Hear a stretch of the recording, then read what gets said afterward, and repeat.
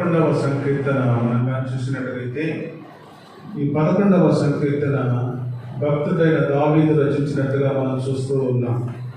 భక్తుడైన దావీదు సంకీర్తన రచిస్తూ ఈ సంకీర్తనలో ఆయన చాలా కష్టకాలంలో ఆయన శ్రమలలో నుండి ఈ సంకీర్తన రచించినట్టుగా మనం చూస్తూ ఉన్నాం. ప్రేమైనటువంటి దేవుని బిడ్డలారా, చక్కగా కీర్తనాకారుడు మొట్టమొదటి వచనములో యెహోవా శరణుజొచ్చి ఉన్నాను, పక్షి వలె నీ కొండకు పారిపోము అని మీరు నాతో చెప్పుట ఎలా.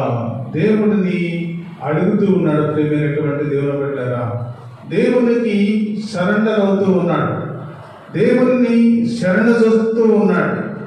భక్తుడైన దావీదు భక్తుడు యెహోవా శరణుజొచ్చి ఉన్నాను, అయా నీకు నేను శరణు కోరుతూ ఉన్నాను ప్రభువా, పక్షి వలె నీ కొండకు పారిపోము అని మీరు నాతో చెప్పుట ఎలా.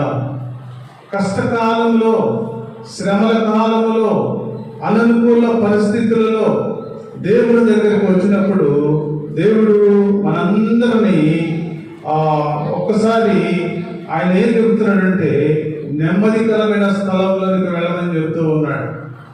భక్తుడైన దావీదు అంటున్నాడు, పక్షి వలె నీ కొండకు పారిపోము అని మీరు నాతో చెప్పుట ఎలా అని దేవుణ్ణి అడుగుతూ ఉన్నాడు. అయ్యా, నేను శ్రమల్లో ఉన్నాను, నేను భయంకరమైన పరిస్థితుల మధ్య ఉన్నాను, నేను దుఃఖములో ఉన్నాను, అనేక అననుకూల పరిస్థితుల మధ్య, శత్రువుల బారి నుండి తప్పించుకునే పరిస్థితుల మధ్య నేను బ్రతుకుతూ ఉన్నాను ప్రభువా అని అన్నప్పుడు దేవుడు ఏమంటున్నాడంటే, నువ్వు ఒక నెమ్మదికరమైన ప్రదేశానికి వెళ్ళు.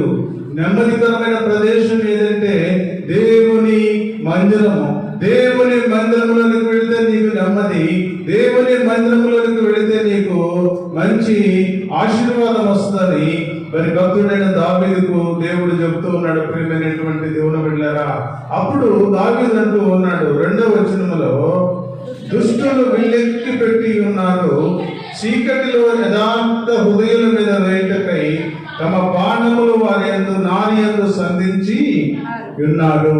చూడండి ఎంత భయంకరమైన పరిస్థితుల మధ్య దావీదు భక్తుడు ఒక పరిస్థితులు, అననుకూల పరిస్థితుల మధ్య దేవుడితో మాట్లాడుతూ ఉన్నాడు. ప్రియమైనటువంటి దేవుని బిడ్డలారా, ఒక పక్క శత్రువులు, ఒక పక్క దుష్టులు, ఒక పక్క సాతాను, ఒక పక్క అననుకూల పరిస్థితులు మధ్య దేవుడిని అడుగుతూ ఉన్నాడు. అయ్యా, నేను ఏం చేయాలి ప్రభువా, ఇప్పుడు నేను ఎక్కడికి వెళ్ళాలి ప్రభు అని అడుగుతూ ఉన్నప్పుడు ఆయన ఒక నెమ్మదికరమైన ప్రదేశానికి నువ్వు వెళితే నీకు ఆశీర్వాదం వస్తుంది. ఒక నెమ్మదికరమైన ప్రదేశంలో ఉంటే నీకు ఆశీర్వాదం వస్తుంది. నువ్వు వెంటనే నీ కొండకు పారిపోము అని దేవుడు సలహా చెబుతూ ఉన్నాడు. ప్రియమైనటువంటి దేవుని బిడ్డలారా, మనం కూడా అంతే. దేవుని సన్నిధిలో బ్రతుకుతూ ఉన్నాం మనము, దేవుని సన్నిధిలో నడుస్తూ ఉన్నాం మనము. మనం కష్టం వచ్చినప్పుడు, శ్రమ వచ్చినప్పుడు, అననుకూల పరిస్థితులు కలిగినప్పుడు, దుఃఖం వచ్చినప్పుడు, మనకు అననుకూల శత్రువులు అనేక మంది ఎదురు తిరిగినప్పుడు దేవుని సన్నిధికి వచ్చి వారి కన్నీరు కార్చి ప్రార్థన చేస్తే దేవుడు మన కన్నీటిని చూస్తాడు. మనకు కలిగిన ప్రతి శ్రమ నుండి కూడా దేవుడు విడిపించడానికి సిద్ధంగా ఉన్నాడు. ప్రేమైనటువంటి దేవుని బిడ్డలారా, అందుకని అన్న తన జీవితంలో ఎన్నో శ్రమలు, ఎన్నో కష్టాలు, ఎన్నో మాటలు, ఎన్నో అననుకూల పరిస్థితుల మధ్య జీవించి ఆయన నెమ్మదికరమైన స్థలానికి వచ్చింది. ప్రియమైనటువంటి దేవుని బిడ్డలారా, దేవుని సన్నిధికి వచ్చింది. దేవుని సన్నిధికి వచ్చి కన్నీరు కారుస్తూ ఉంది. దేవుని సన్నిధిలో కన్నీరు కార్చినప్పుడు ఆయన తన బాధ నుండి దేవుడు ఆయన విడిపించినట్టుగా మనం చూస్తూ ఉన్నాం. ప్రియమైనటువంటి దేవుని బిడ్డలారా, మన జీవితంలో కూడా మనకు శ్రమ వచ్చినప్పుడు, మనకు అననుకూల పరిస్థితులు కలిగినప్పుడు మనం కూడా దేవుని సన్నిధిలోకి వచ్చి ప్రార్థన చేయగలిగితే దేవుడు మనల్ని నడిపిస్తాడు, దేవుడు మనల్ని ఆశీర్వదిస్తాడు. ప్రియమైనటువంటి దేవుని బిడ్డలారా, అందుకని దుష్టులు విల్లెక్కు పెట్టి ఉన్నారు, చీకటిలో యథార్థ హృదయుల మీద వేయుటకై తమ బాణములు నారి యందు సంధించి ఉన్నారు. చూడండి, చక్కగా దేవుడు మాట్లాడుతూ ఉన్నాడు. నువ్వు దేవుని మార్గములో నడుస్తూ ఉన్న నీవు, దేవుని మార్గములో బ్రతుకుతూ ఉన్న నీవు, దేవుని మార్గములో సంచరిస్తూ ఉన్న నీవు, దేవుని మార్గములో కన్నీరు కారుస్తున్న నీవు, అనేక రకాలుగా దుష్టుడు నీ మీద బాణాలు వేయాలని అనేక రకాలుగా వాడు ప్రయత్నం చేస్తూ ఉంటాడు. ప్రియమైనటువంటి దేవుని బిడ్డలారా, ఈ మధ్యాహ్న కాల సమయంలో భక్తుడైన దావీదు అంటున్నాడు, అయ్యా దుష్టులు విల్లెక్కు పెట్టి ఉన్నారు ప్రభువా, చీకటిలో యథార్థ హృదయుల మీద వేయుటకై తమ బాణములు నారియందు సంధించి ఉన్నారు ప్రభువా.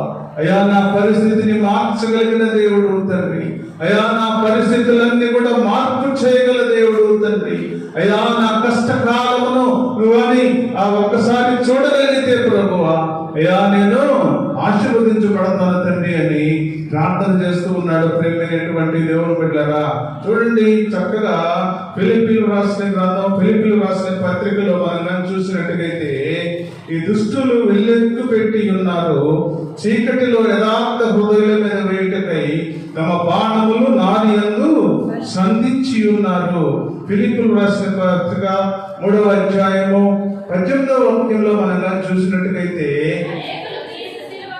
అనేకులు క్రీస్తు శిలువకు శత్రువులుగా నడుచుకొనుచున్నారు, వీరిని గూర్చి మీతో అనేక పర్యాయములు చెప్పి ఇప్పుడును ఏడ్చి చెప్పుచున్నాను, నాశనమే వారి అంతము, వారి కడుపే వారి దేవుడు, వారు తాము సిగ్గుపడవలసిన సంగతి యందు అతిశయపడుచున్నారు, భూ సంబంధమైన వాటి యందే మనసు నుంచుచున్నారు, మన పౌరస్థితి పరలోకమందున్నది, అక్కడ నుండి ప్రభువైన యేసుక్రీస్తు రక్షకుని నిమిత్తము కనిపెట్టుకొని ఉన్నాము. చూడండి, ఈ దుష్టులను గురించి దేవుడు మాట్లాడుతూ ఉన్నాడు. ప్రేమైనటువంటి దేవుని బిడ్డలారా, దుష్టులు దావీదు భక్తుని మరి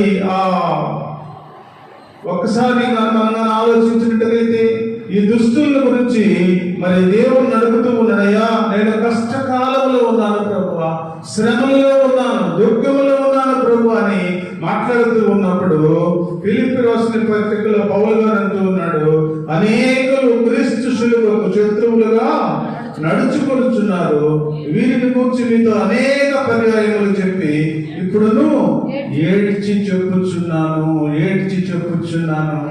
దేవుని మార్గంలో నడుస్తూ ఉన్న నీవు, దేవుని మార్గంలో నడుస్తూ ఉన్న మనము, దేవుని సన్నిధి ఒకటి ఉన్నదని, దేవుని మన పౌరస్థితి పరలోకమందున్నదని మనము ఎరగాలి. ప్రియమైనటువంటి దేవుని బిడ్డలారా, ఈ లోక సంబంధమైన ఆలోచనలు, ఈ లోక సంబంధమైన స్థితి, ఈ లోక సంబంధమైన పరిస్థితులు ఇవన్నీ కూడా మనల్ని పరలోకానికి చేర్చవు కానీ మనకి దేవుని మన పౌరస్థితి పరలోకమందున్నది, అక్కడ నుండి ప్రభువైన యేసుక్రీస్తును రక్షకుని నిమిత్తము కనిపెట్టుకొని ఉండాలి అని పౌలు గారు ఫిలిప్పీ సంఘానికి చెబుతూ ఉన్నాడు. ప్రియమైనటువంటి దేవుని బిడ్డలారా, మనం కూడా అంతే. దేవుని సన్నిధిలో బ్రతుకుతూ ఉన్న మనము, దేవుని సన్నిధిలో నడుస్తూ ఉన్న మనము ఈ లోక సంబంధమైన వాటి మీద ఆశలు పెట్టుకోకుండా, ఈ లోక సంబంధమైన ఆశలతో మనం జీవించకుండా, ఈ లోక సంబంధమైన బ్రతుకు మనం బ్రతకకుండా, ఈ లోక సంబంధమైన స్థితిలో మనం ఉండకుండా పరలోకంలో ఒక పౌర స్థితి అక్కడ ఉన్నదని, ఒక పరలోకములో ఒక పట్టణం ఉన్నదని, ఒక పరలోకములో ఒక స్థితి ఉన్నదని, ఆ స్థితిని ఎరిగి మనం కానీ ముందుకు సాగలిగితే దేవుడు నిన్ను ఆశీర్వదిస్తాడు, దేవుడు నిన్ను ప్రేమిస్తాడు, దేవుడు నిన్ను చక్కగా నడిపిస్తాడు. ప్రేమైనటువంటి దేవుని బిడ్డలారా, తర్వాత చరణం మనం చూస్తే పునాదులు పాడైపోగా నీతిమంతులు ఏమి చేయగలరు. చూడండి, చక్కగా దేవుడు మాట్లాడుతున్నాడు. పునాదులు పాడైపోయిన తర్వాత నీతిమంతులు ఏమి చెయ్యాలి? ఒక క్వశ్చన్ మార్క్, అక్కడ ఒక క్వశ్చన్ మార్క్ వేస్తా ఉన్నాడు. నీతిమంతులు ఏమి చెయ్యాలి? దేవుని మార్గంలో నడుస్తూ ఉన్న మనము, దేవుని మార్గంలో సంచరిస్తూ ఉన్న మనము, పునాదులన్నీ పాడైపోయింది. దేవుని మార్గములో, దేవుని ఆలోచనతో, దేవుని ప్రేమలో, దేవుని ఆలోచనతో మరి నడవకుండా పునాదులన్నీ పాడు చేసుకొని మనము మరి ఉన్నప్పుడు నీతిమంతులుగా ఉన్న మనము అని చూసినప్పుడు అదే ఫిలిప్పీ పత్రికలో అంటూ ఉన్నాడు, 2వ అధ్యాయం 14వ వచనంలో అంటూ ఉన్నాడు, ప్రియమైనటువంటి దేవుని బిడ్డలారా, మీరు వక్రమైన మూర్ఖమైన వక్రజనము మధ్య నిరపరాధులను నిష్కలంకులను అనిత్యులనైన దేవుని కుమారులనున్నట్లు సడుగులను సంశయములను మాని సమస్త కార్యములను చేయండి. అట్టి జనము మధ్య మీరు జీవ వాక్యమును చేతపట్టుకొని లోకమందు జ్యోతుల వలె కనబడుచున్నారు.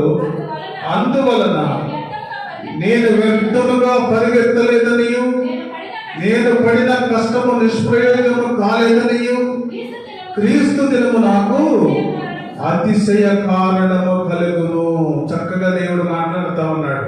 నీతిమంతులు ఏమి చేయాలి? మన పునాదులు పాడైపోయిన తర్వాత, మన కుటుంబ వ్యవస్థ దెబ్బతిన తర్వాత, మనం ఇంకా దేవుడికి దూరం అవుతూ ఉన్నప్పుడు ఇంకా మనం ఏమి చేయాలి? మనం ఆలోచించినట్లయితే మనం ఈ మూర్ఖమైన ఒక్క జన్మ మధ్య నిరపరాధులుగాను నిష్కళంకులుగాను అనిత్యులైన దేవుని కుమారులగునట్లు సడుగులను సంశయములను మాని సమస్త కార్యములను చేయుడి.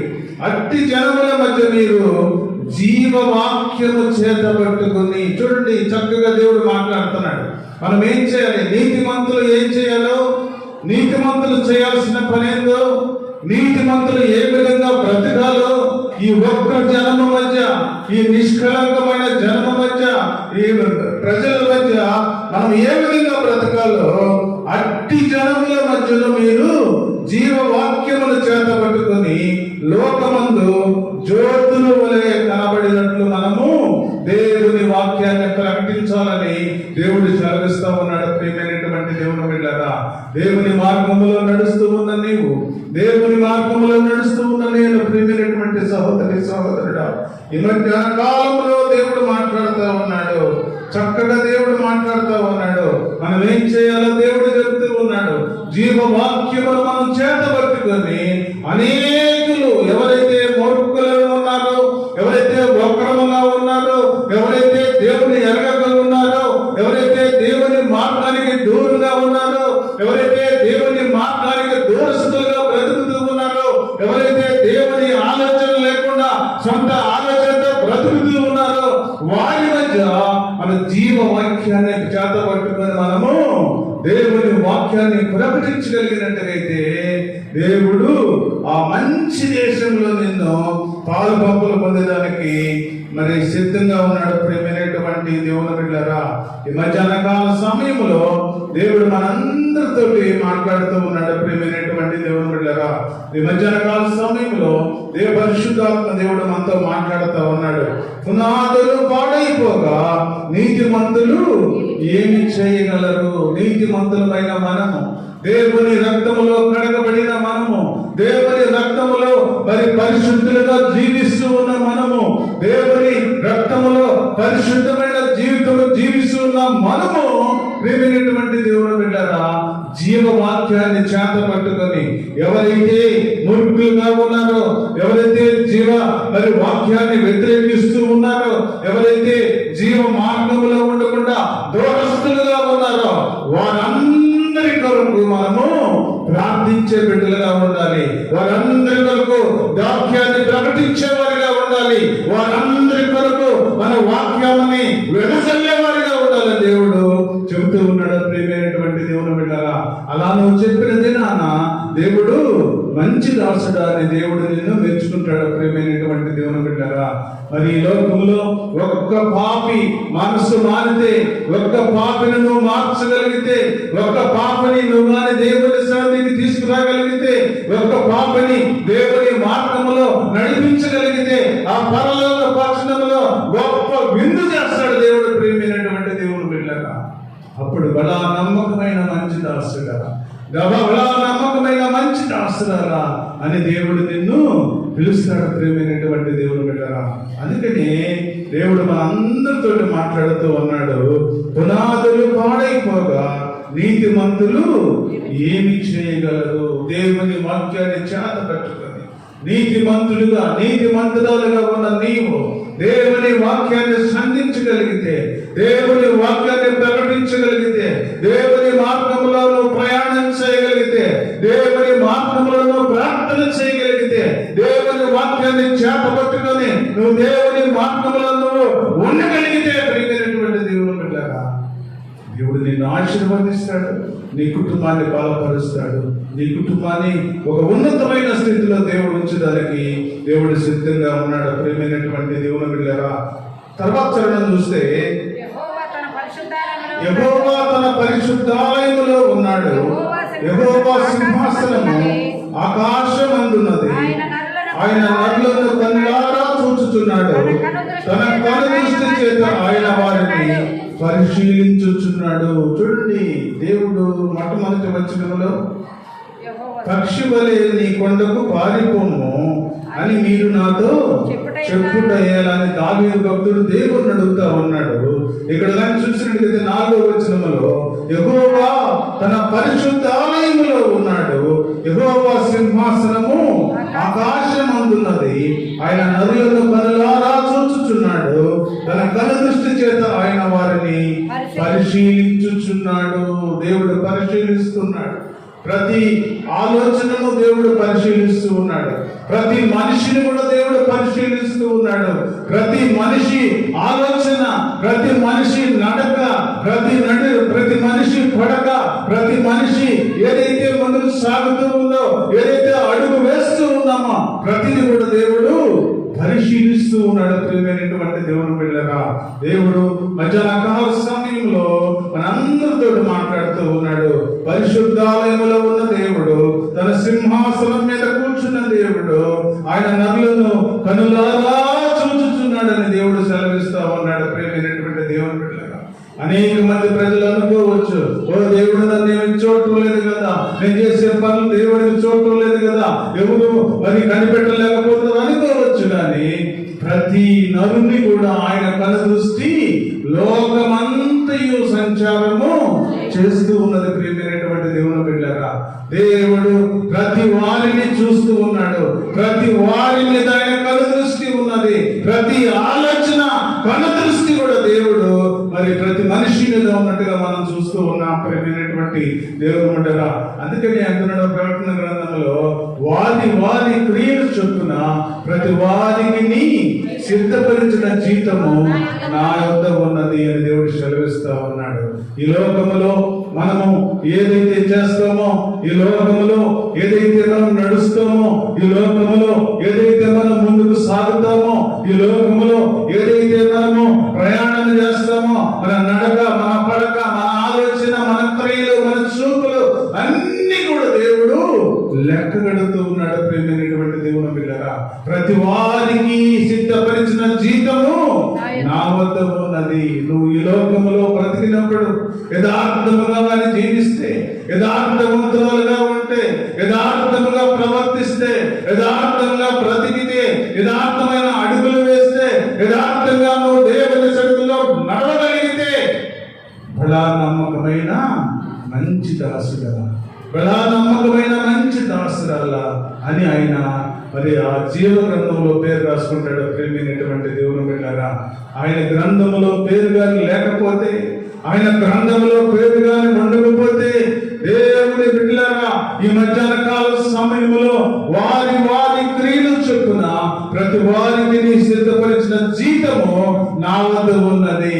ఈ లోకములో చెడుగా తిరిగితే, ఈ లోకములో చెడుగా ఆలోచిస్తే, ఈ లోకములో నీ నడకలు, నీ ఆలోచన, నీ ప్రవర్తన, నీ యథార్థత, నీ నీతి అన్ని కూడా దేవుడు లెక్కేస్తూ ఉన్నాడు. ప్రియమైనటువంటి దేవుని బిడ్డలారా, ఒకసారి ఆలోచించుకో, మనం ఏ విధంగా బ్రతుకుతూ ఉన్నాం?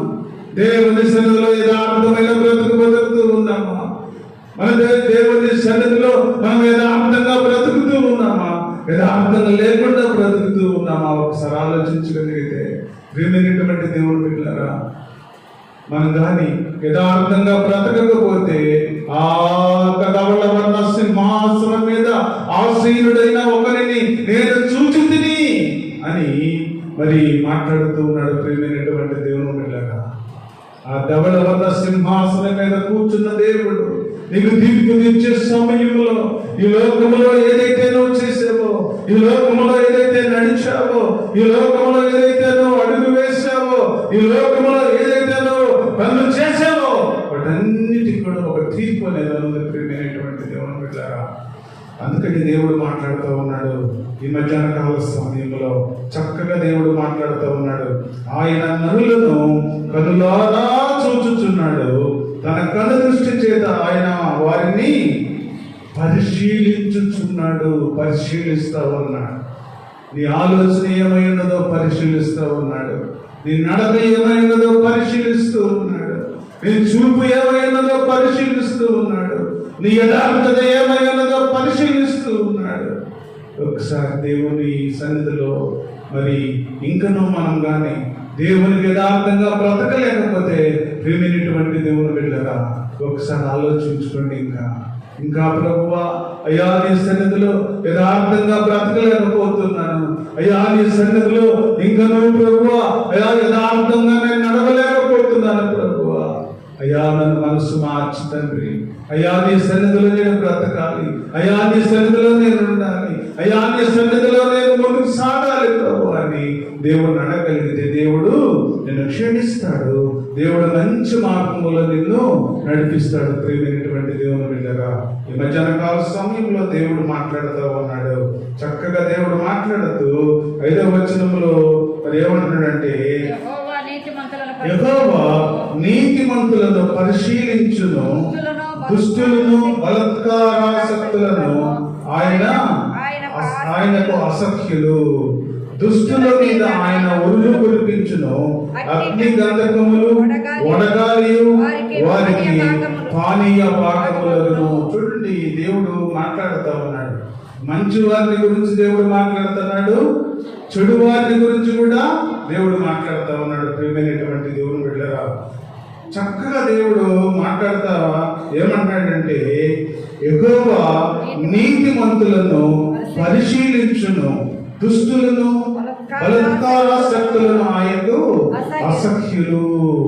చక్కని మాటలు దేవుడు మాట్లాడుతూ ఉన్నాడు. ఎవరైతే దేవుని సన్నిధిలో నీతిమంతులుగా ఉంటారో, ఎవరైతే దేవుని సన్నిధిలో నిందారహితులుగా ఉంటారో, ఎవరైతే దేవుని సన్నిధిలో దేవుడిని ప్రేమిస్తూ ఉంటారో, ప్రేమైనటువంటి దేవుడు బిడ్డగా వారందరినీ దేవుడు ప్రేమిస్తున్నాడు అని దేవుడు మాట్లాడుతూ ఉన్నాడు. ప్రేమైనటువంటి దేవుడు బిడ్డ అందుకని అంటున్నాడు, దుష్టుల మీద ఆయన ఉరులు కురిపించును, అగ్ని గంధకములు వడగాలి వారికి పానీయ భాగమగును. చక్కగా దేవుడు మాట్లాడుతూ ఉన్నాడు. ప్రేమైనటువంటి దేవుడు బిడ్డరా, ఈ మధ్యాహ్న కాల సమయంలో దేవుడు మనందరితోటి మాట్లాడుతూ యూదా పత్రికలో ఒక మాట అంటున్నాడు.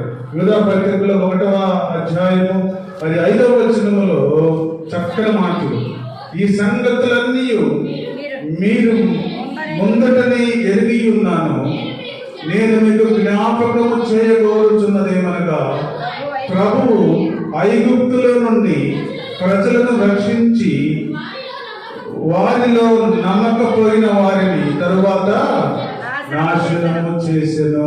చూడండి, ఎందుకు మన కుటుంబాల్లో శాపము, ఎందుకు మన కుటుంబాల్లో మరి అపనమ్మకము, ఎందుకు మన కుటుంబాల్లో ఆశీర్వాదాలు కోల్పోతున్నాము మనం కానీ చూసినట్టుగైతే, ఆయన ఐగుప్తులో నుండి ప్రజలను రక్షించను వారికి నమ్మకము లేకపోయింది. ప్రియమైనటువంటి దేవుని బిడ్డలా, ఎన్నో శ్రమలకు వచ్చారు, ఎన్నో కష్టాలకు వచ్చారు, ఎన్నో బాధలు పడ్డారు, ఎన్నో అననుకూల పరిస్థితులు, ఆహారం లేదంటే మన్నా కురిపించాడు, వాళ్ళకు మాంసం లేదంటే ఊరి కూరేళ్ళ పెట్టెలను కురిపించాడు, అనేక రకాలుగా నీళ్లు లేవంటే బండలు కొట్టి నీళ్లు తెప్పించాడు.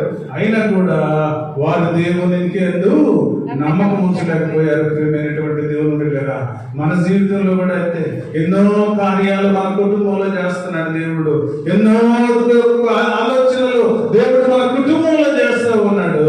కానీ చిన్నది ఏదైనా ప్రాబ్లం వచ్చినప్పుడు దేవుని మీద మనము సడుక్కుంటూ ఉన్నాం ప్రేమైనటువంటి దేవుని బిడ్డగా.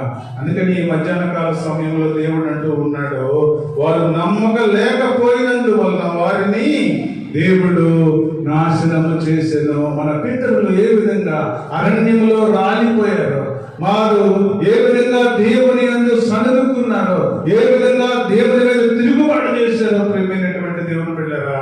అందుకని చక్కగా కీర్తనకారుడు అంటూ ఉన్నాడు, దుష్టుల మీద ఆయన ఉరులు కురిపించును, అగ్ని గంధకములు వడగాలియు వారికి పానీయ భాగమగును. దేవుడు మాట్లాడుతూ ఉన్నాడు. ఈ మధ్యాహ్న కాల సమయంలో చక్కగా దేవుడు మాట్లాడుతూ మరి మనందరినీ దేవుడు హెచ్చరిస్తూ ఉన్నాడు. ప్రేమైనటువంటి దేవుని బిడ్డగా, దేవుని సన్నిధిలో బ్రతుకుతూ ఉన్న నీవు, దేవుని సన్నిధిలో నడుస్తూ ఉన్న నేను యథార్థంగా మనం బ్రతకాలని, యథార్థంగా నీతిగా మనం బ్రతకాలని దేవుడు మనం కోరుకుంటూ ఉన్నాడు. ప్రేమైనటువంటి దేవుడు అందుకని చివరి వచనములు అంటున్నాడు, యెహోవా నీతిమంతుడు, ఆయన నీతిని ప్రేమించువాడు, యథార్థవంతులు ఆయన ముఖ దర్శనము చేసేదరు. ఈ అధ్యాయం మొత్తం కూడా, ఈ 11వ అధ్యాయం మొత్తం కూడా చివరి వచనములో 7వ వచనములో ఒక మంచి ముగింపు దేవుడు ఇచ్చినట్టుగా మనం చూస్తా ఉన్నాం. ప్రేమైనటువంటి దేవుని బిడ్డలారా, ఏమనంటే యెహోవా నీతిమంతుడు, ఆయన నీతిని ప్రేమించుచున్నాడు, యథార్థవంతులు ఆయనకు ముఖ దర్శనము చేసేదరు. మనకున్న క్వాలిఫికేషన్ అదే. దేవుని సన్నిధిలో ఎవరైతే నీతిగా బ్రతుకుతారో, దేవుని సన్నిధిలో ఎవరు భయభక్తులుగా ఉంటారో, దేవుని సన్నిధిలో ఎవరైతే దేవుని కొరకు జీవిస్తూ ఉంటారో, దేవుని సన్నిధిలో ఎవరైతే దేవుని కొరకు నడుస్తూ ఉంటారో, వారందరూ కూడా ఆయన ముఖ దర్శనము చేస్తారని దేవుడు సెలవిస్తూ ఉన్నాడు. ప్రేమైనటువంటి దేవుని బిడ్డలారా, చక్కగా ఈ మధ్యాహ్న కాల సమయంలో దేవుని నువ్వు చూడాలి అంటే, దేవుని రాజ్యములో నువ్వు పాలు పంపులు పొందాలి అంటే, దేవుని మార్గములో నువ్వు ఉండాలి అంటే, బలా నమ్మకమైన దాసుడా, బలా నమ్మకమైన దాసులా అని నువ్వు దేవుని చేత పిలిపించుకోవాలి అంటే, నువ్వు బ్రతికినంత కాలం కూడా మనం నీతిగా బ్రతకాలి, యథార్థంగా బ్రతకాలి, దేవుని కొరకు జీవించాలి, దేవుని పని కొరకు మనం ముందుకు సాగాలి. దేవుని కొరకు మనం జీవించే వారిగా ముందుకు సాగినట్టుగైతే దేవుని ముఖ దర్శనము మనము చేసేవారిగా ఉంటామని దేవుడు చక్కగా మాట్లాడుతూ ఉన్నాడు. ప్రేమైనటువంటి దేవుని బిడ్డరా, అదే ప్రకటన గ్రంథంలో 7వ అధ్యాయము మనం చూసినట్టుగైతే, 7వ అధ్యాయములో మనం చూస్తే 9వ వచనములోనే చూసినట్టుగైతే, అటు తరువాత నేను చూడగా ఇదిగో ప్రతి జనముల నుండి, ప్రతి వంశముల నుండి, ప్రజల్లో నుండి, ఆయా భాషలో మాట్లాడే వాళ్ళ నుండి వచ్చిన ఎవడును లెక్కింపజాలని గొప్ప సమూహము కనబడేను. వారు తెల్లని వస్త్రములు ధరించుకున్న వారి ఖర్జూర పంటలు చేత పట్టుకొని సింహాసనము ఎదుటను, గొర్రె పిల్ల ఎదుటను నిలువబడి, సింహాసనాసీనుడైన మా దేవునికి గొర్రె పిల్లకు మా రక్షణైన స్తోత్రమని మహాశబ్దముతో ఎలుగెత్తి చెప్పిరి. చూడండి ప్రియమైనటువంటి దేవుని బిడ్డలారా, నువ్వు ఎంతకాలం ఈ లోకంలో బ్రతికినా, ఎంతకాలం ఈ లోకములో నడిచిన, ఎంతకాలం ఈ లోకములో ముందుకు సాగిన ప్రియమైనటువంటి దేవుని బిడ్డలారా, ఒక పట్టణం అనేది ఒకటి ఉంది, ఒక దేవుని సింహాసనం అనేది ఒకటి ఉంది. ఆ దేవుని సింహాసనం దగ్గర తెల్లని వస్త్రములు ధరించుకొని ప్రతి జనములో నుండి, ప్రతి వంశములో నుండి, ప్రజలలో నుండి, ఆయా భాషలు మాట్లాడే వారిలో నుండి ఎవడునో లెక్కింపజాలని ఒక గొప్ప సమూహము కనబడెను.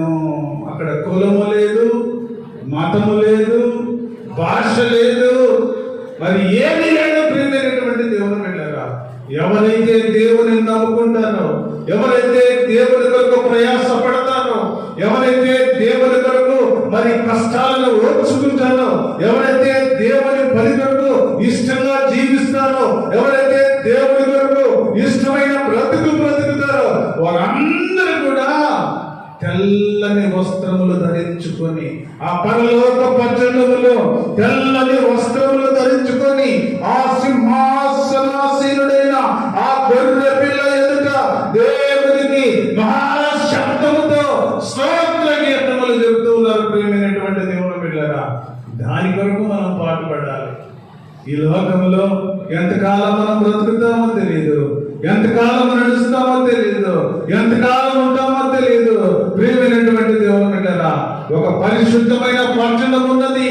ఆ పరిశుద్ధమైన పట్టణములో తెల్లని వస్త్రములు ధరించుకొని, తెల్లని వస్త్రములు ధరించుకొని ఆ గొప్ప సమూహములో నీవు కూడా పాలు పంపులు పొందాలి. ప్రియమైనటువంటి దేవుని బిడ్డలారా, ముగాని పాలు పంపులు పొందితే అక్కడ చూసినట్టుగైతే, అక్కడ 13వ వచనంలో చూసినట్టుగైతే, పెద్దలలో ఒకరు, వాళ్ళకు కూడా అర్థం కాల ఈ గొప్ప సమూహం ఎవరు, ఈ తెల్లని వస్త్రములు ధరించుకున్న వారెవరు, ఈ తెల్లని వస్త్రాలు ధరించుకొని యేసు ప్రభువుని ఎప్పుడైతే వారు స్తోత్ర గీతాలు పాడుతూ ఉన్నారో, ఆ పరలోక పట్టణంలో ఆ సింహాసనము చుట్టూ ఉన్న ఆ 12 పెద్దలలో ఒక పెద్ద అడుగుతూ ఉన్నాడు. ప్రియమైనటువంటి దేవుని బిడ్డలారా, ఆ పెద్దలలో ఒకడు తెల్లని వస్త్రములు ధరించుకుని ఉన్న వీరెవరు, వీరెక్కడి నుండి వచ్చారు, వీరెక్కడి నుండి వచ్చారు?